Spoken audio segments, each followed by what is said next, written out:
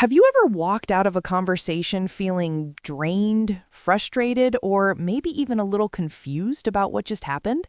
And then you catch yourself thinking, why did I react like that? Why did they say that?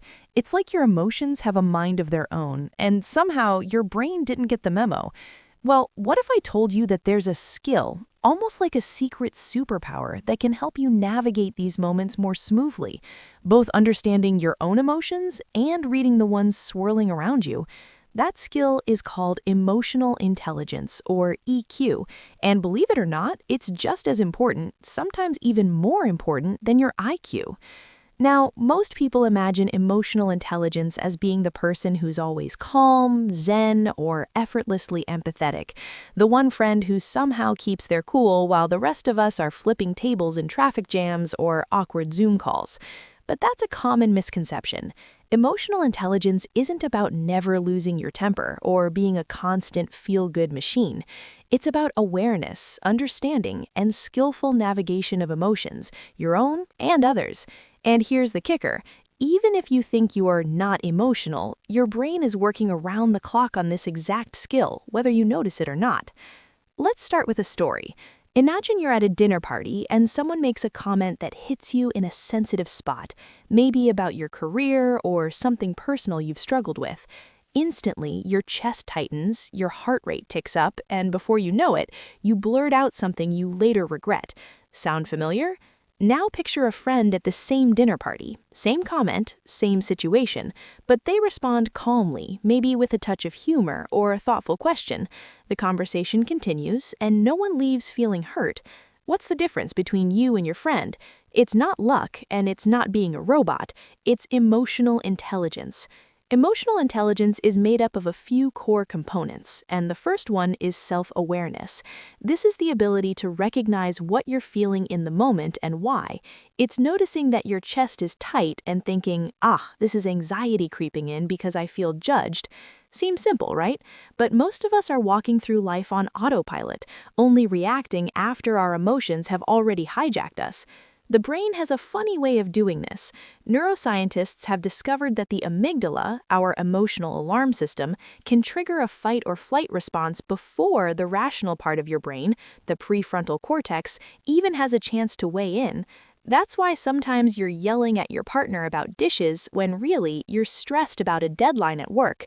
Self-awareness is like flipping the switch before the alarm goes off. It's catching the thought train before it crashes into the wall. But self-awareness alone isn't enough. Emotional intelligence also involves self-regulation. Think of it as the art of pressing pause instead of play when your emotions start to hijack the situation. It doesn't mean suppressing feelings or pretending they don't exist. That's like putting a cork in a soda bottle. The pressure only builds. Self-regulation is acknowledging the emotion, understanding its source, and choosing your response intentionally. Studies have shown that people with high self-regulation handle stress better, make fewer impulsive decisions, and even have stronger relationships. Imagine the power in realizing that your reaction doesn't have to be dictated by the initial surge of anger, embarrassment, or frustration. You can step back, breathe, and respond thoughtfully. Next comes empathy, the component most people associate with emotional intelligence, and yet it's more nuanced than we give it credit for. Empathy isn't just about feeling sorry for someone or nodding politely while they rant. It's about stepping into someone else's emotional shoes and understanding their perspective, even if you don't agree. Psychologists distinguish between cognitive empathy, understanding what someone feels, and emotional empathy, actually feeling it. For instance, when a coworker snaps at you, cognitive empathy might help you realize they're stressed because of a project deadline, not because they hate me. Emotional empathy allows you to feel a twinge of their anxiety, which softens your instinct to react defensively. And here's a little paradox. The more we empathize, the better we get at managing our own emotions. It's like a mirror reflecting both their feelings and ours, helping us navigate the social world with more grace. But let's get real for a moment. Being emotionally intelligent is not always easy. Sometimes it feels like you're swimming against the current of your own impulses. That's because emotions are primal. They're designed to keep us alive, not to make polite conversation at dinner parties. Neuroscience shows that the limbic system, the part of the brain in charge of emotions, has been around for millions of years, while the prefrontal cortex, our reasoning center, is a late evolutionary addition.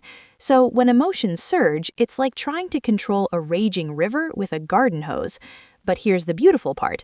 Emotional intelligence is like learning to paddle upstream rather than letting the current carry you. It's a skill, not a trait, which means it can be practiced, strengthened, and refined over time. Now, let me show you a practical example of emotional intelligence in action. Picture this. You're in a meeting and someone criticizes your idea. Your first thought might be defensive. Your brain wants to protect your ego. But an emotionally intelligent response would look like this. Pause, take a deep breath, and assess both your internal reaction and the other person's perspective. You might respond with curiosity. I see your point. Can you help me understand what concerns you?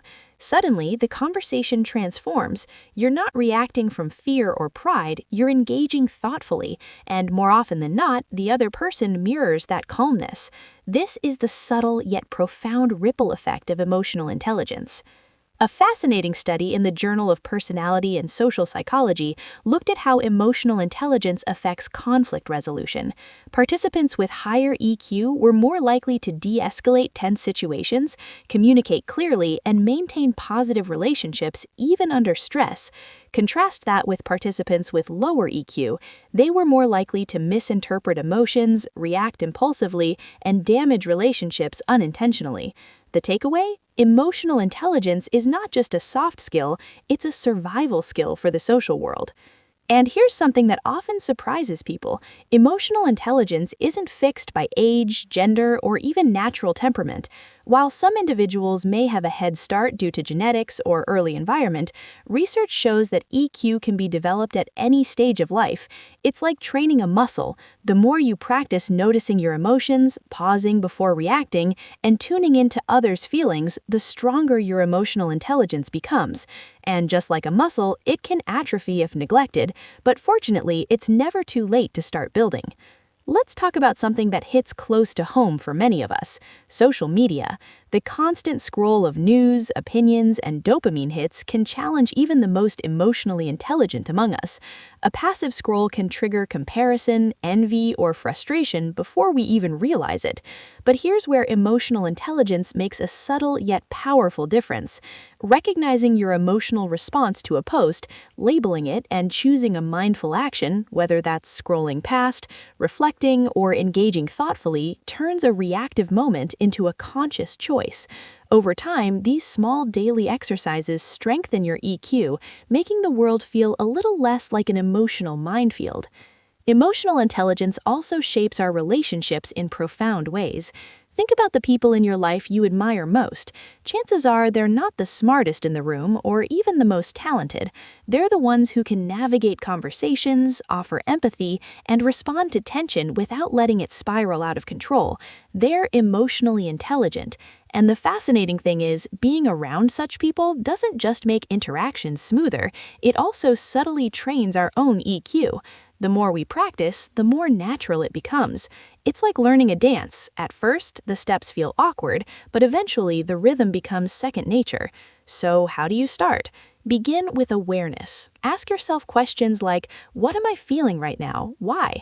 Pause before reacting. Notice the physical cues: tight chest, shallow breathing, or butterflies in your stomach. Reflect on the other person's perspective, and most importantly, be patient and compassionate with yourself. Developing emotional intelligence isn't about perfection, it's about progress. Every moment of pause, every reflective question, every empathetic step counts. Here's a little philosophical twist.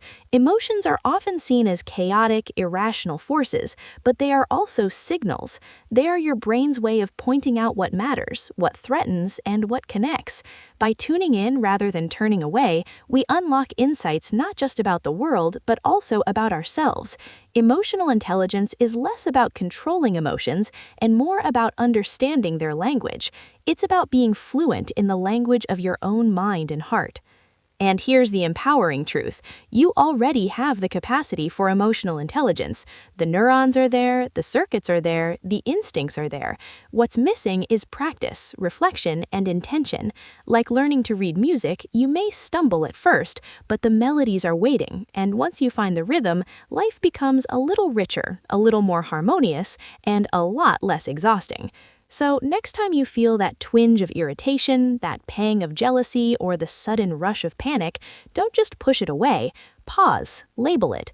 Ask, what is this trying to tell me? Look around and consider what others might be feeling. Respond thoughtfully rather than react impulsively. Over time, you'll notice a subtle transformation. Conversations become less like battlegrounds and more like bridges. Challenges become opportunities for growth, not triggers for stress. And most importantly, you begin to understand yourself and the people around you on a deeper, more compassionate level. So, are you emotionally intelligent? Chances are you're on the path already, whether you realize it or not. The real question is, are you willing to pay attention, practice, and grow?